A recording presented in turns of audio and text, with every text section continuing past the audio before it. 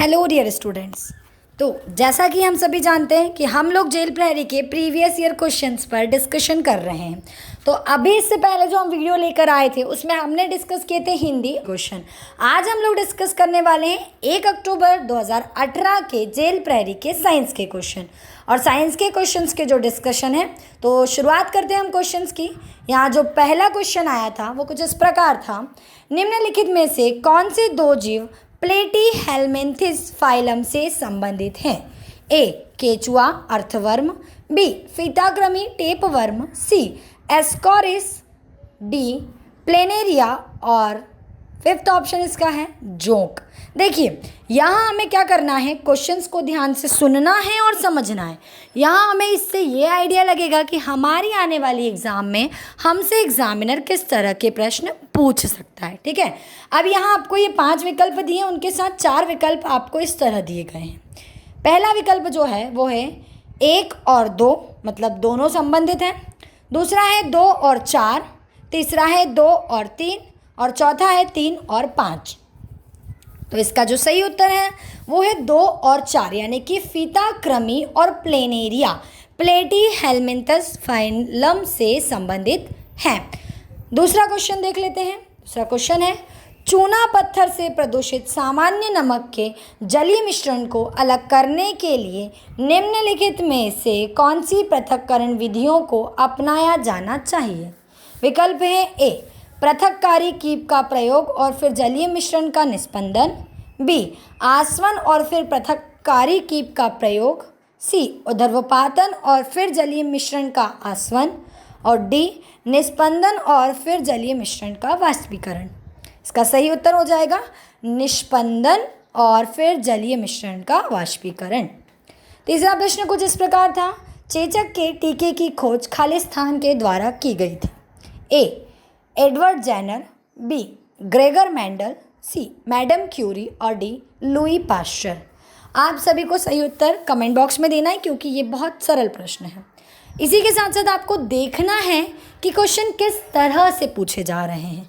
अभी हमने जो क्वेश्चन देखा उसमें हमें समझ में आ रहा है, क्लियर समझ में आ रहा है कि क्वेश्चन विविध से पूछ रहे हैं, बायोलॉजी से भी पूछा जा रहा है, केमिस्ट्री से भी पूछा जा रहा है। तो आपको कौन से पोर्शन पर अपनी मजबूती से पकड़ करनी है वो आप देखेंगे। बिल्कुल, जिन लोगों ने उत्तर दिया है एडवर्ड जेनर इसका सही उत्तर है। जी हाँ, एडवर्ड जेनर जी ने खोज की थी किसकी? चेचक के टीके की। ध्यान से अब आप लोगों को इसके साथ साथ बाकी के जो 3 विकल्प हैं आपको उन पर भी ध्यान देना है कि उनसे आपसे किस तरह से क्वेश्चन बनेंगे। ठीक है, मतलब उसके बारे में भी आपसे एग्जामिनर पूछ सकते हैं। ठीक है, अगला है तंत्रिका तंत्र की संरचनात्मक और प्रकार्यात्मक इकाई खालिस्तान है। ए नेफ्रॉन, बी सार्कोमियर, सी स्नायु, डी मस्तिष्क। और इसका सही उत्तर हो जाएगा न्यूरॉन्स यानी कि स्नायु। अगला प्रश्न है पशुपालन में खालिस्तान शामिल नहीं है। ए प्रजनन, बी रोग नियंत्रण, सी आहार और डी खेती।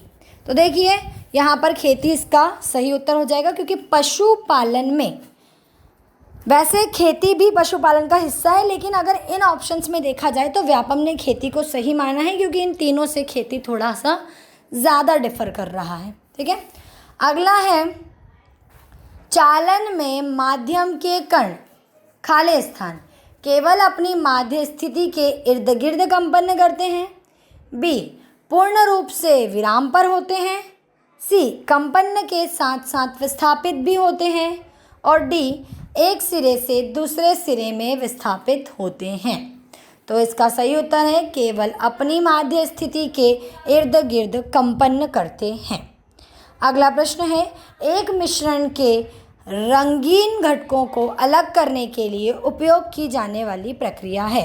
इसके ऑप्शंस हैं ए आसवन, बी ऊर्ध्वपातन, सी क्रिस्टलीकरण और डी केमेटोग्राफी। ठीक है, अगला प्रश्न है पुरुषों और महिलाओं में स्वर रज्जु की लंबाई क्रमशः खालिस्तान और खालिस्तान होती है। ऑप्शंस आपको स्क्रीन पर दिख रहे हैं। 15 मिलीमीटर, 10 मिलीमीटर, फिर 15 मिलीमीटर, 20 मिलीमीटर। अब देखिए यहाँ आपको ध्यान रखना है पुरुषों और महिलाओं, मतलब जो पहले पूछी गई है वो पुरुषों की है, दूसरा है वो महिलाओं का है, ठीक है। तीसरा विकल्प है 20 मिलीमीटर 15 मिलीमीटर, और चौथा विकल्प है 10 मिलीमीटर 15 मिलीमीटर। और इसका जो सही उत्तर हो जाएगा वो हो जाएगा 20 मिलीमीटर और 15 मिलीमीटर, ठीक है। अगला प्रश्न है, एक कोशिका की दो समान अनुजात कोशिकाओं में विभाजित होने की क्षमता को खालिस्तान कहते हैं। ए विखंडन, बी बहुखंडन, सी द्विखंडन और डी मुकुलन। तो द्विखंडन बाइनरी फिजन, ठीक है, बाइनरी फिजन इसका सही उत्तर है। फिर अगला है, एक अपारदर्शी वस्तु की बड़ी छाया प्राप्त करने के लिए प्रकाश का बिंदु स्रोत खाली स्थान रखा जाना चाहिए। ए वस्तु पर, बी वस्तु के बहुत निकट, सी वस्तु के बहुत दूर और डी वस्तु के अंदर, ठीक है। तो इसका जो राइट आंसर हो जाएगा वो हो जाएगा वस्तु के बहुत निकट। अगला प्रश्न है, किलोग्राम में एक परमाणु द्रव्यमान इकाई निम्न के बराबर होती है। विकल्प आपके सामने स्क्रीन पर है, सही उत्तर जल्दी से आप सभी लोग हमें देंगे। बिल्कुल, कुछ लोगों ने गलत उत्तर भी दिया है। थोड़ा ध्यान से अपनी जनरल नॉलेज नहीं, सॉरी, अपना साइंस अच्छे से मजबूत कीजिए, स्टैटिक डेटा पर ध्यान दीजिए।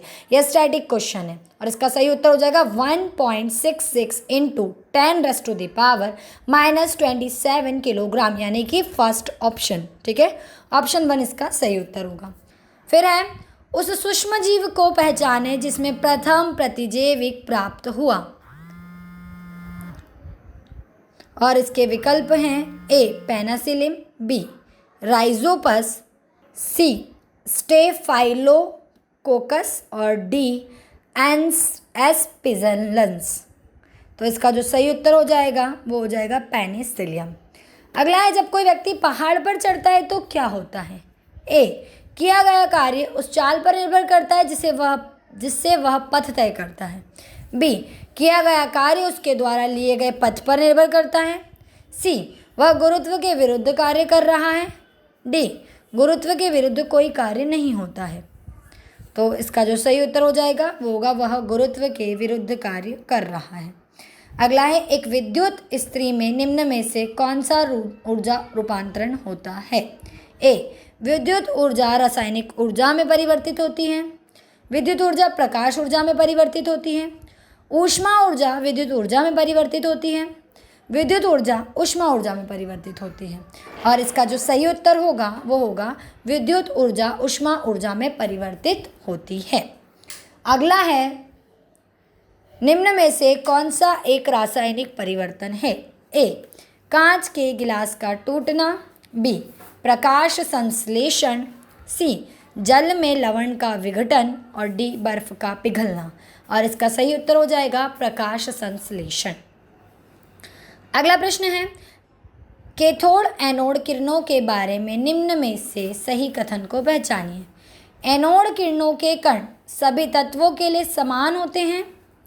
बी कैथोड किरणों के कण सभी तत्वों के लिए समान होते हैं। सी कैथोड किरणों में द्रव्यमान नहीं होता। डी कैथोड किरणें विद्युत क्षेत्र में नहीं मुड़ती। और इसका जो सही उत्तर होगा वो होगा कैथोड किरणों के कण सभी तत्वों के लिए समान होते हैं। फिर अगला है, अम्ल के बारे में निम्नलिखित में से गलत कथन का चयन करो, ठीक है।